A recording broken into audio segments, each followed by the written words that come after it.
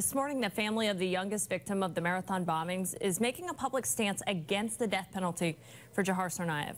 The Richard family says they lived the brutality of the attack, but they want Tsarnaev to fade away from the spotlight. WBZ's Susie Steimle is live at the marathon finish line this morning with more on that. Good morning, Susie. Good morning, Chris and Bree. Well, capital punishment is a divisive issue, whether you're talking about the Tsarnaev trial or not. For the Richards family, in this case, they're opposed to it, not necessarily to capital punishment itself, but absolutely in the case of the Tsarnaev trial, mostly because they say they're concerned the death penalty would lead to appeals and it would continue to drag out this already painful process. Throughout the marathon bombing trial, we've wondered how the victims felt about the death penalty. Would it bring them closure to see Dzhokhar Tsarnaev put to death? Parents of 8-year-old Martin Richard, who was killed in the bombings, answered that question with a resounding no.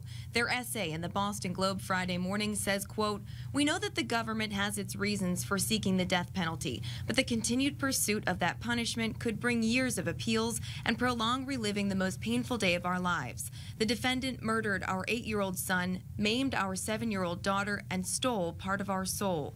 We believe that now is the time to turn the page and end the anguish and look forward to a better future for us, for Boston, and for the country." Throughout the article, they refer to Tsarnaev as the defendant. They no longer want to see his face on television or drag this out any longer than it already has.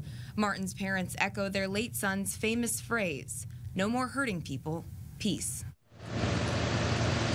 Denise and Bill also wrote in that article, quote, "We hope our 2 remaining children do not have to grow up with the lingering, painful reminder of what the defendant took from them, which years of appeals would undoubtedly bring." The sentencing phase begins on Tuesday. Live in Boston, Susie Steimle, WBZ This Morning.